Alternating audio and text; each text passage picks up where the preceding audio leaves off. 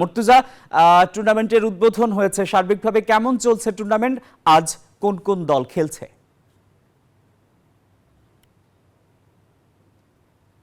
সকাল ৯টায় টুর্নামেন্টের আনুষ্ঠানিক উদ্বোধন ঘোষণা করা হয়। তারপর কিন্তু খেলা শুরু হয়েছে রাজশাহীর শহীদ কামারুজ্জামান স্টেডিয়ামে। আপনি দেখবেন যে খেলা চলছে।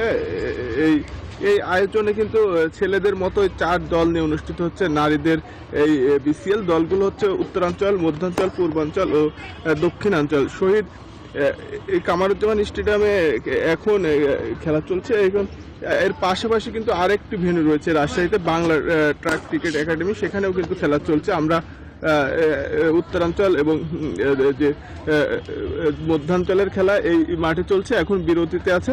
আর এর পাশাপাশি দক্ষিণাঞ্চল এবং পূর্বাঞ্চলের খেলা চলছে আরেকটি মাঠে। আমরা উত্তরাঞ্চলের অধিনায়কের সাথে কথা বলেছি, সুবহানা মুস্তারির সাথে। তিনি জানিয়েছেন যে এমন আয়োজনের মাধ্যমে কিন্তু বাংলাদেশে টেস্ট ক্রিকেট খেলার শুভ সূচনা হবে এবং বাংলাদেশ দল টেস্ট ক্রিকেটে খেলতে পারবে। এছাড়া মহিলা দলের যে প্রধান হাবিবুল বাশার, তার সাথেও কথা বলেছি। তারা বলেছেন যে এমন আয়োজন নিয়মিতই এখন থেকে চলবে।